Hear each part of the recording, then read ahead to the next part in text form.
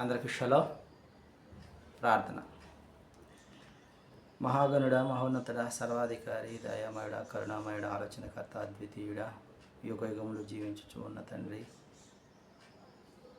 నీ జలముల బడి దాటినప్పుడు నేను నీకు తోడై ఉందనని వాగ్దానం చేసిన తండ్రి, మీకు స్తోత్రం. నేను నీకు ముందుగా పోవచ్చు మెట్టగానున్న స్థలంలో సరాలము చేసేదనని వాగ్దానం చేసిన తండ్రి, మీకు స్తోత్రం. ఎత్తడి తలుపులను పగలగొట్టేదను, ఇనుప గడియలను విరగొట్టేదని నేను వాగ్దానం చేసిన తండ్రి, మీకు స్తోత్రం.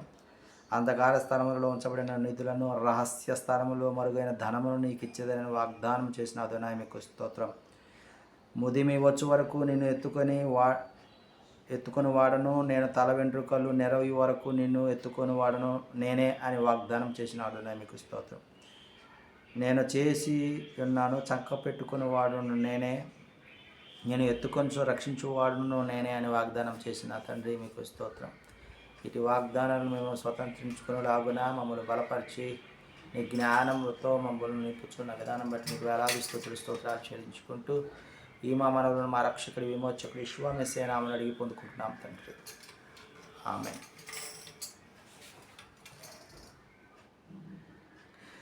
నా తండ్రి నామమున నే వచ్చిన అని చెప్పిన మీరు నమ్మరు, మరి ఒక్కడు తన నామమున వచ్చిన ఆ నామం నమ్మునని యెహోవా చెప్పెను.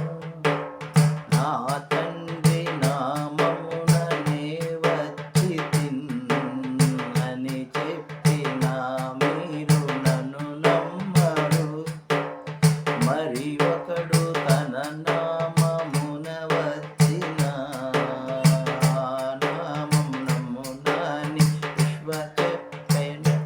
యెహోవా మెస్సీయ నామము తరతరము నిత్య సత్యము. యెహోవా మెస్సీయ నామము అన్ని యుగ యుగములు నిత్య సత్యము. ఈ భువి అందున పరమందున, ఈ భువి అందున పరమందున అన్ని నామములు మించిన నామము యెహోవా మెస్సీయ నామము అన్ని యుగ యుగములు నిత్య సత్యము. రెండవ దినవృత్తాంతాల గ్రంథము 25వ అధ్యాయాన్ని మనం ధ్యానించుకుంటూ ఉన్నాం. 17వ వచనం నుంచి. యోధా రాజైన అమజ్జియా ఇజ్రాయేలు రాజైన యెహోయాహాజుతో వర్తమానం పంపిస్తూ ఉన్నాడు, మనమిద్దరము కలుసుకుందాము అని. యెహోయాహాజు తిరిగి యోధా రాజైన అమజ్జియాకు వర్తమానం పంపుతాడు.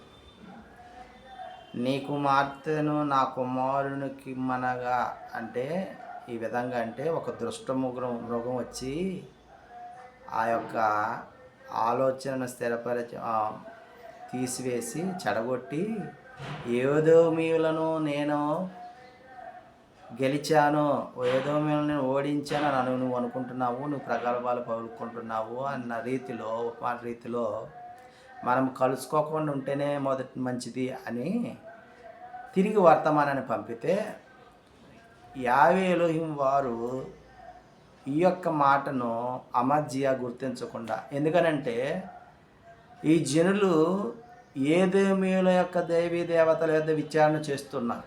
అంటే యావే యొక్క కోపము అమజ్యం జనుల మీద రగులుకొని ఈ యొక్క ప్రకటనను వినకుండగా నీవు నేను కలవాల్సిందన్న రీతిలో మాట్లాడినప్పుడు ఈ యొక్క యోధా రాజు ఇజ్రాయేల్ రాజు ఇద్దరు కలుసుకున్నారు. అంటే కలుసుకోవటం అంటే యుద్ధము చేసుకుంటే ఈ యోధా రాజు అయిన అమజ్జియా వారి ముందు నిలవలేక ఓడిపోయినట్లుగా చూస్తున్నాం. ఎందుకనంటే 50 ఏళ్ళు వీళ్ళు విరోధులుగా అయిపోయారు. ఆ విధంగా ఈ యొక్క ఇజ్రాయేల్ రాజు అయిన యెహోయాహాజు ఈ యొక్క యెరూషలేము ప్రాకారములు, ఎఫ్రాయిము ప్రాకారములు అంటే 400 మూరల ప్రాకారాలను కూల్చివేసినట్టుగా ఈ అధ్యాయం మనం గమనించగలము. అంత మాత్రమే కాదు, ఓబేదెదోము దగ్గర ఉన్నటువంటి వెండి బంగారాలు ఉపకరణాలు అన్నిటి కూడా మరి తీసుకొని ఈ షోమ్రోనుకు వెళ్ళిపోయినట్టుగా ఈ అధ్యాయం మనము గమనించగలం.